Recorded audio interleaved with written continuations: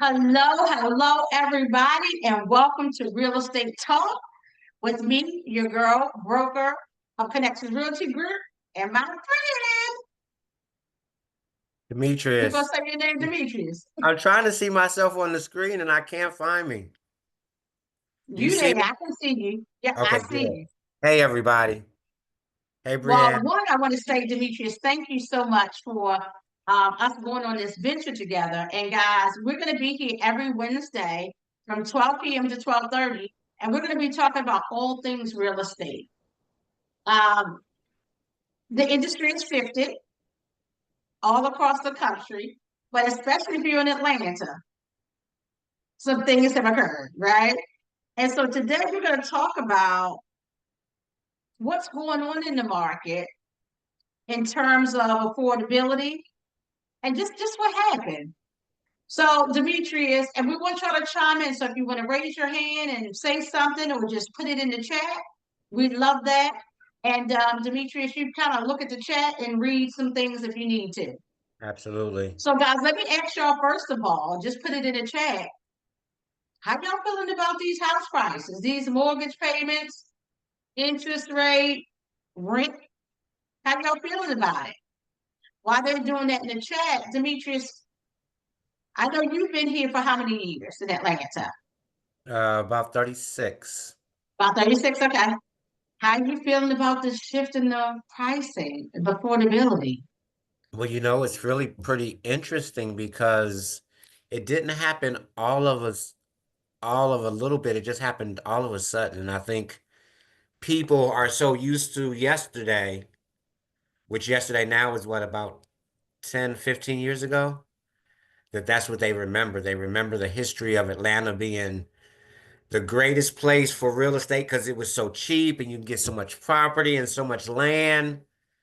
And I think that reputation flew like wildfire and had an opportunity to stick, which didn't make it great for us right now, of course. Yeah, so in saying that, what Demetrius is saying is those from up north who are calling saying, I can get a mini mansion for 300,000. You missed it. If you didn't get it, sorry, you missed that one. Okay.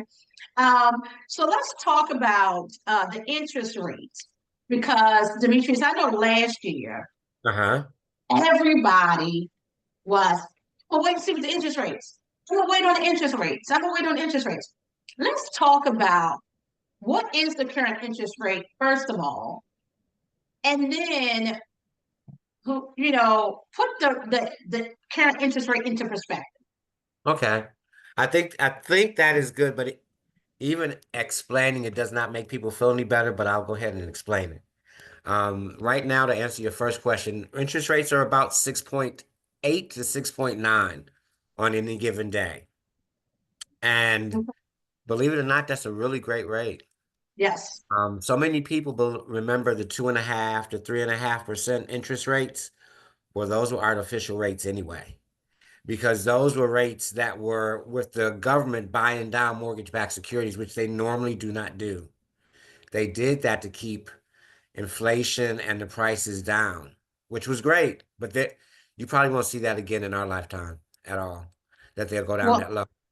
The prediction, though, is that they're going to come down a little bit. Sometime this year, maybe we'll still be in the sixes. We would love to be in the 5.5% range for a really healthy economy. But somewhere in the sixes is where we're going to end up landing. The other thing that I think we certainly should talk about is the fact that you don't have to be stuck with your mortgage. Your house that you get to marry, but you can just date your interest rate and we can refinance it and change it. So I encourage people now, even though they see interest rates are higher and properties are a little bit high as well, I'm sure you'll talk about that. It's not getting any better. It's still a short supply. So even if masses of people could not afford to be in their homes, there's tons of equity in all of these properties so they could sell them easily. And there's still more buyers than there are properties. So they would still be able to get rid of those. So I don't see another housing war where prices are going to come down. If anything, they're going to go up. And with the new administration in the office, I think some people are ready to make some purchases. So that's just going to bring more people into the market. So the house that you could afford today, begrudgingly at 300,000, tomorrow when everybody's in the market, that same house that you could afford for 300 might now be 320 or 325 because you have more competition in the market. I think we saw that before, didn't we? Yes, we did. We did right in COVID time. So, and this is the unique thing about Metro Atlanta is we have so many people move here from so many other places. Right. And So real a estate lot is of local. times, yes, Local. from the west, from up north. So when they sell their houses, they can come here with cash and buy cash, right? And even though it's not what we know what we're used to them it's a great deal. Now I'm Right. from Baltimore, so we have row houses. Give me some grass, and I was happy, right?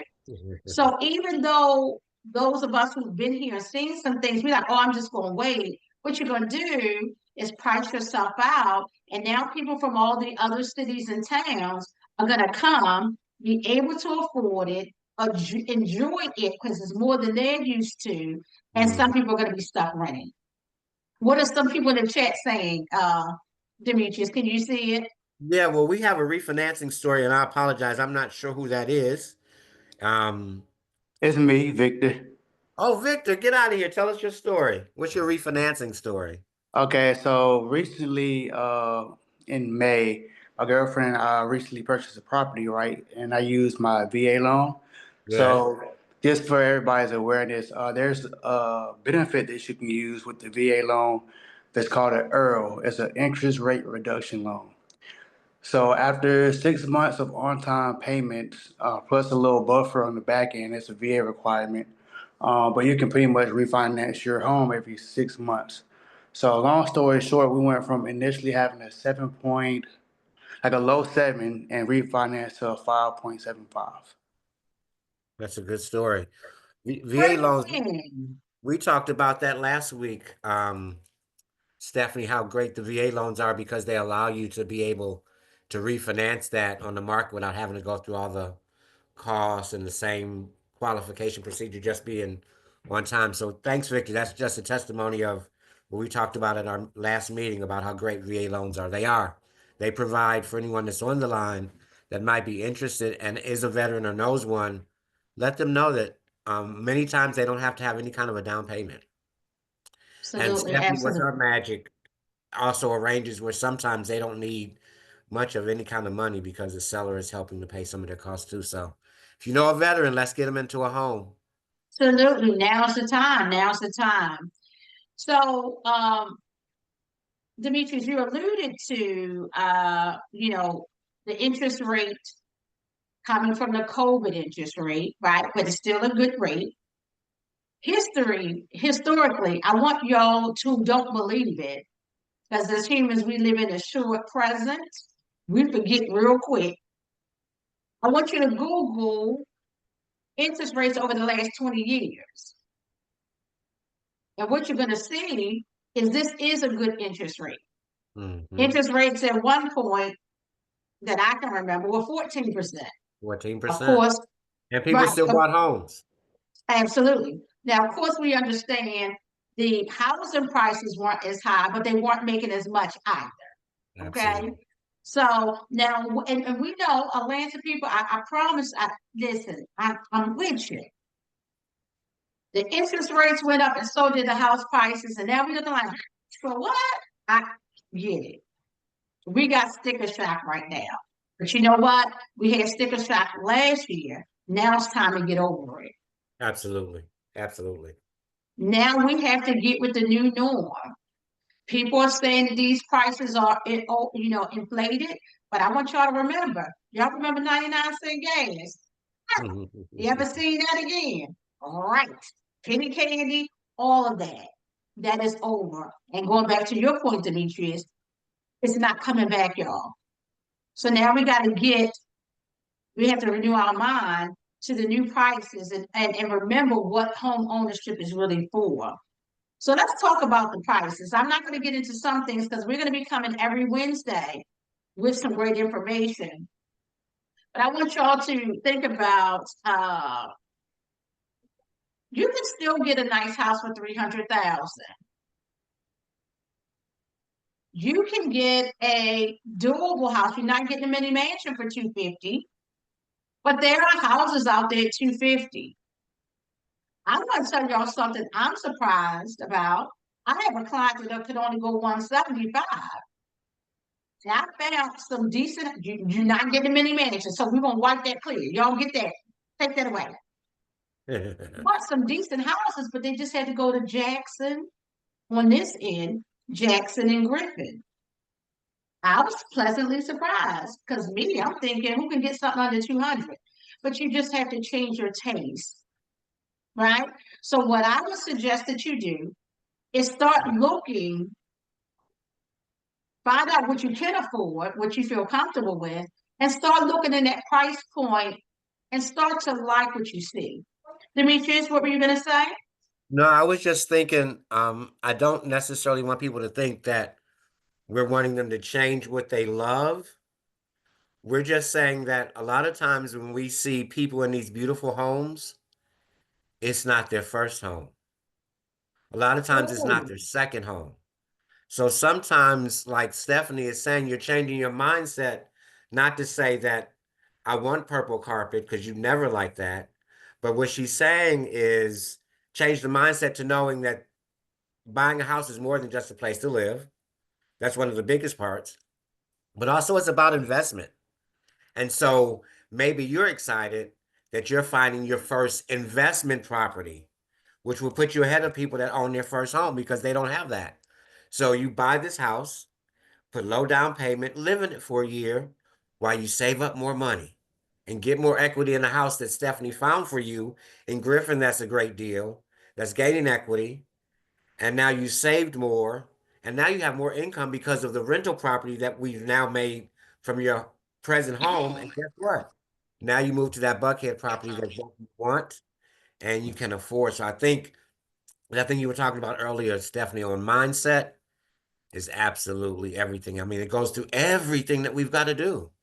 yeah, yeah. And you know what I love about what you shared? Because that's going to be one of our other sessions, the cycle of home ownership.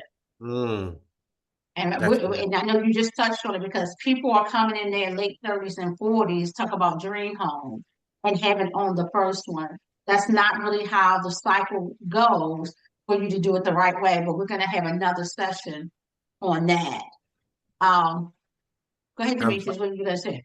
I was going to say, I'm finding in the chat, I have, this is Victor. We've already taken care of that. But then we had Miss Bernard, Yeah, Tamisha. Tamisha. Hey, you. Tamisha, Hey y'all, how y'all doing? good. Now, You this is know, Good. one of our broker bays. She is the broker at Prestigious. Hey, yes. how you doing, Ladybug? I'm doing fine. I was just saying that also when you are working with experienced realtors and you can submit offers requesting sellers to help with the buy down. That was the first thing that I said because I know a lot of builders are offering that. But when you are working with a skilled realtor, then they know how to kind of tap into some of those resources that the sellers have because we're talking about prices increasing in Georgia, which means sellers are having equity. And in some cases, you never know. They may be willing to share some of that, you know, to give concessions to help the buyer to buy that rate down. And I was also saying that when you speak about properties and wanting the dream property and everything all together, I had agents and myself included to have contracts under 200,000 townhomes in the metropolitan area, not even leaving like Forest Park. And I'm just naming one that I remember specifically that was like 185. And so now she's purchasing that. And just as Demetrius said, first time home buyer, of course, she wanted something, maybe a little bit more, but she was tired of paying rent, and her rent was going up in a 2 bedroom, 2.5 bath townhome to like 2,500. And it was just Oh, ridiculous. Right. So it may not have been aesthetically the thing, the first property that she wanted, but she understands the idea of investing and saving her own money as opposed to going and paying someone else's mortgage off. Oh, I love that. And for you to take and help shift the mindset, because that was the next thing we were going to talk about, are these rental rates. Mm-hmm. So y'all got to keep in mind, not only did the mortgage rates go up, you paying more for rent. Most don't like where they stay, where they renting, and it's not your dream home. So at least take that same money and put it in something that you can build equity in, and then use that to go to your second home. So Tamisha, you are dead on that. Thank you for joining us and sharing your expertise. And that's Tamisha Bernard of Prestige Realty. You know, you bring up another good point too. When you talk about the rental rates, I know that when we first started this back in caveman days, it was a lot easier to compare what you're getting for rent to what you're buying a house. It was sometimes it just made more sense to be able to rent to get something decent. But can we talk a little bit about what the average rents are in our area and kind of what you've seen as that compares to homes?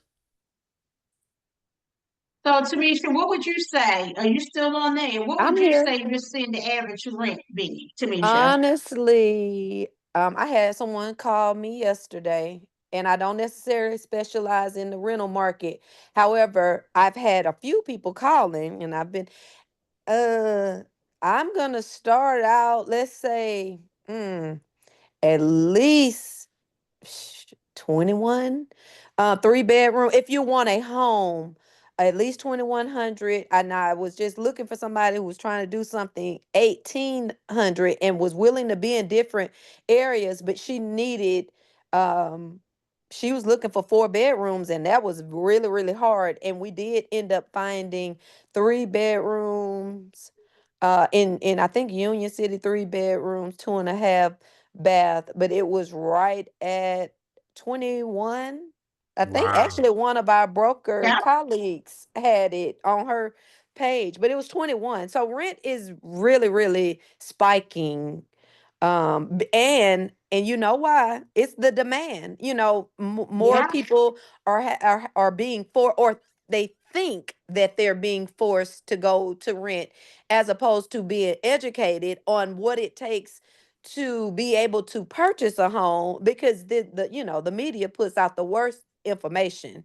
And Absolutely. it yes. really, buyers really need to take the time out to speak to to a realtor in their area so that they can talk them through, or even like Demetrius, a loan officer who can talk them through some of these rumors and these myths and all this stuff about home ownership right now, because there are ways to do it for much lesser than your mortgage can be much less than 2100 when we're talking about properties.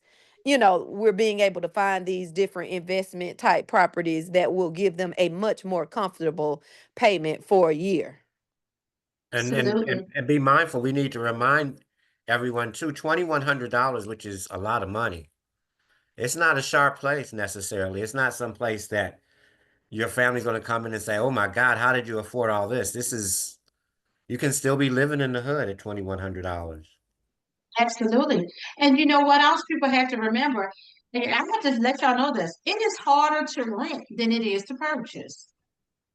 Let me say that again. It is harder to rent than it is to purchase. What do you mean? Y'all have to do background checks. You have to make 3 or 2.5 times the rent. Who's Mm-hmm. doing that at 2100 unless Mm-hmm. you're a couple, Right. Yes. right? Mm-hmm. You can't have past, collections from another, property management place. Like they really scrutinize you They really on do. the, I will say that. I'm sorry, Stephanie, no, to you're fine, interrupt, honey. but Huh. I definitely have a story about that. And honestly, it was me. After a life change, I went through a divorce. And before I purchased my home, my new home after my divorce, I said, well, maybe I don't qualify. I have all this debt. I need to figure this out. It's just me, blah, blah, blah. And so I was gonna be smart, Steph. I was gonna do use one of the lease to own companies, which would have earned me a commission. We know how this go. I ain't trying to be fun, but would have earned me a commission, and I would have been in a place that I would have been able to buy. And of course, I was gonna be working with my loan officer, getting my game plan together, so I could purchase the property within a year or two. But I already wanted to be in this particular home, and did not qualify through their uh I wasn't eligible under whatever their criteria was. And I went to them before I went to my loan officer. So, and I don't know why. I mean, just overthinking the entire situation, just all these changes and overthinking. I said, I know I can't do this. Was not qualified through them, called my loan officer.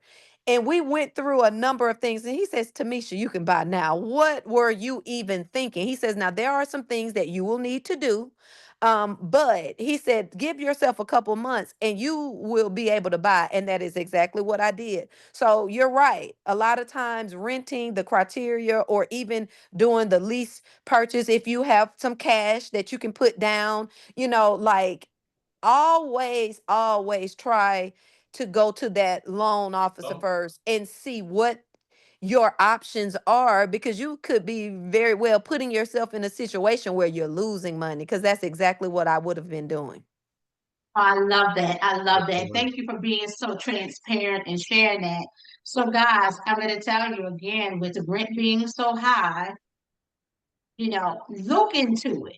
Even if you say, get the information, say, nah, I'm a wait or whatever that is, talk to a professional that can give you the options and then you decide. Don't stay in your own think tank trying to figure it out when you don't have enough of the information to make an educated decision. Okay.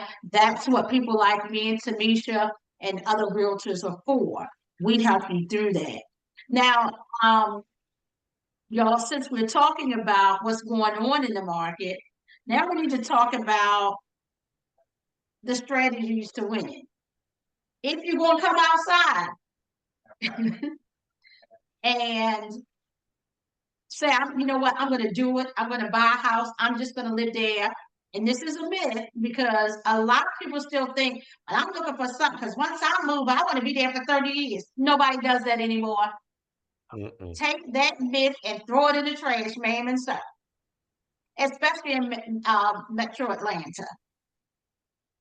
Nobody's doing that because you no longer like McDonald and you want to move to Decatur or whatever. We're seeing most people are selling their homes between 5 to 10 years. They're either upgrading, downgrading, or just moving to a different area. Right. Period. So stop being in fear, thinking about, I'm just trying to make sure the next 30, throw it in the trash. That's gone. That was mama, grandmama in them days, okay? So you're going to get rid of that. And now we're going to talk about the strategies to win. If you're going to get out here in this market, we want to give you some strategies to win. And Demetrius, Steph. I want you to start with, and don't go too much in detail because we're going to do a whole nother segment on this, but getting pre-approved versus being pre-qualified helps how? Okay. I think that's that's such a timely question, because that's what I was just thinking about. One of the things that Tamisha was saying, and we'll go over that in a second. But going back to pre-approved versus pre-qualified. Pre-qualified is just a conversation. It's me asking you how much you make and how's your credit, you saved any money, ready to buy a house, and you give me all those answers. And from that, from theory, I go ahead and come up with an amount. But that doesn't really mean much in the Atlanta market, because oftentimes what people think their credit is, it could be different. And also depending on, what how the income is looked at. So pre-qualification is just a conversation. The real money is in pre-approval. Pre-approval is I something just I want to call be where sure. somebody is. Hold on. Guys, please mute your mic, please. Emory is portal login. Hold on. Reginald, please mute your mic. Thank you for being here. Hey, how you doing? Good. Mute your mic for me, please. Okay. Thank you. Go ahead, Reginald. The pre-approval is going to actually check everything. It's going to check your credit report. You're going to have a loan officer and possibly an underwriter that's going to look at your income, actually look at your pay stubs, and look at your savings account and tell you how much you can afford, and also go over with you how much you want to afford. That then turns into a letter, which I call the cash letter, that we send over to your agent, and your agent uses that letter to find you houses that you can actually get approved for, that you want to pay for, and that meets the payment that you want.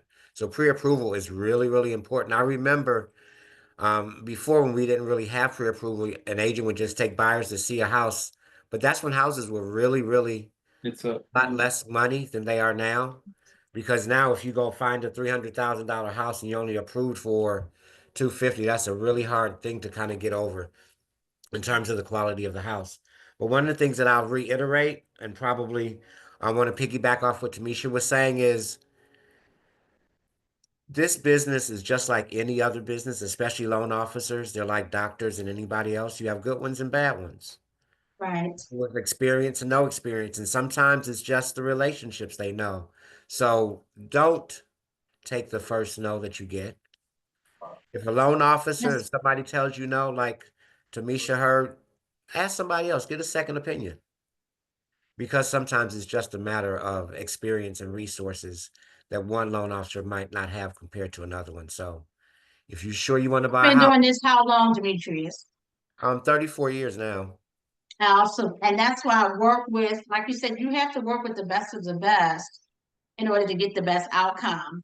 Now, I want to go back to something we were saying about that pre-approval and pre-qualification. I also want to let y'all know, once you are pre-approved, sometimes you can cut down if you're going to win, right? Let's say there's 5 offers on a house. When you're pre-approved, you can get a shorter closing time that makes your offer more competitive or better than somebody who's asking for 30 days, Mm-hmm. right?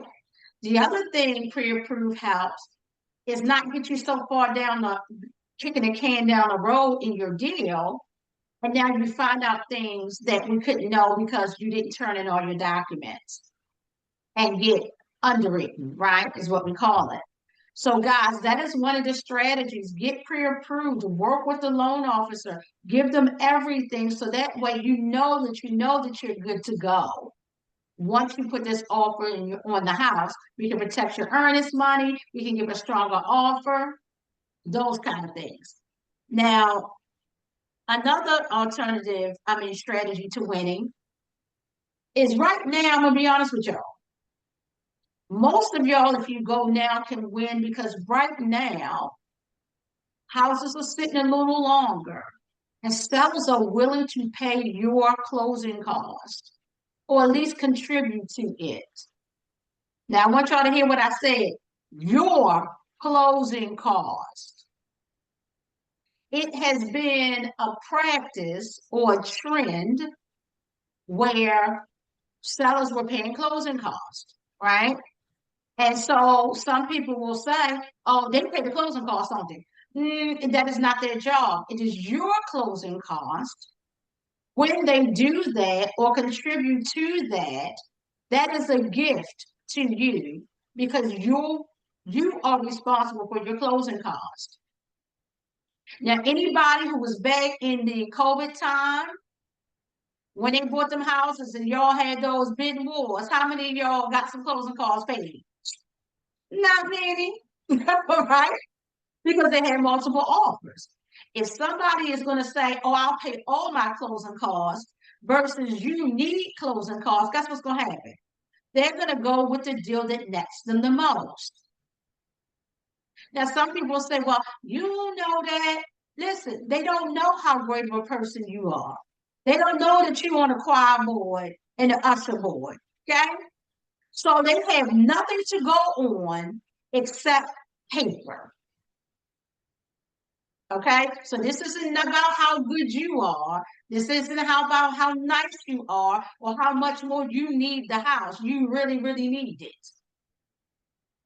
Okay, the seller's going to look at what nets him the most because he has a family too. He or she has a family too.